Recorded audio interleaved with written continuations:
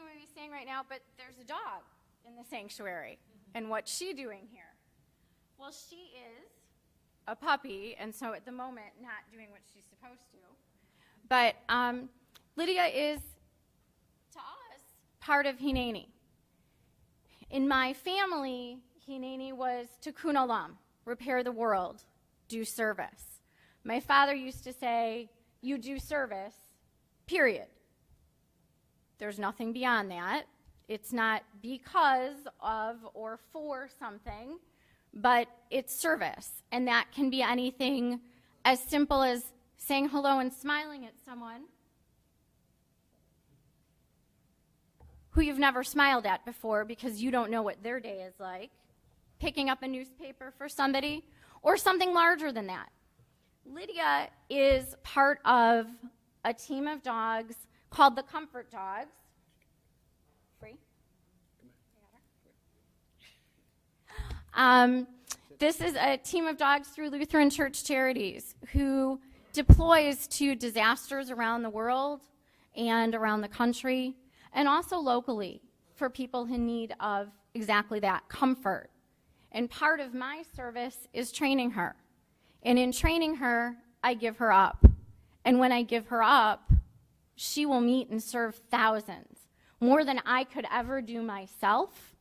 And that is, to me, a gift in knowing that she reaches further than I ever could.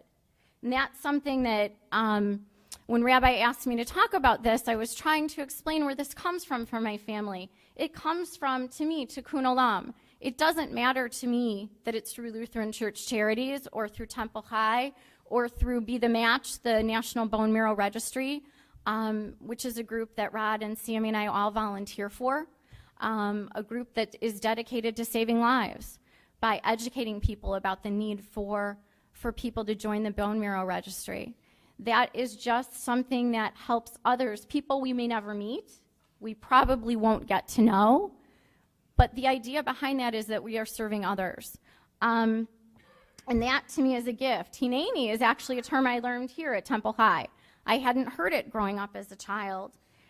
And to me, the piece about that is that I'm present in the moment. It's something I think about in my work as a therapist.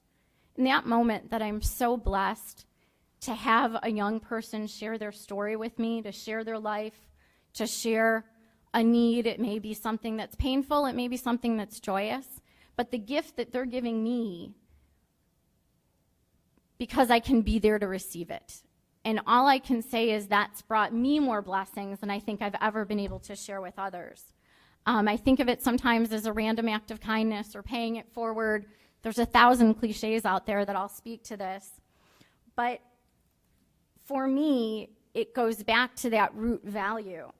And so I have, having learned and seen this in so many faiths and so many people, I have this great quote from Dr. King, who we got to celebrate last week, that says, everybody can be great because anybody can serve.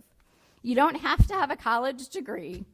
You don't have to make your subject and verb agree, to which my mom would disagree. You only need a heart full of grace and a soul generated by love. And being focused on children, I couldn't help sharing a couple of my favorite quotes, one from a child, Anne Frank, who said, how wonderful it is that nobody need wait a single moment before starting to improve the world. Something we can do any moment at any time. And of course, I can't forget the pearl of all wisdom from Dr. Seuss. Yes, Dr. Seuss, I work with children. It says, unless somebody like you cares a whole awful lot, nothing is going to get better. It's not. And I just believe that that's something that we can do and try and, in my daily life, practice that. So, as I talked to Rabbi Cohn about my nerves about speaking here tonight, because normally when I speak and I do lots of trainings in my job, it's never about me personally. I had to laugh at one of those God moments as I opened up my cell phone, my email messages from the 18 days of Hineini, and what was the message that day? It was step out of your comfort zone. I thought, God said it to me, here I am. So Hineini.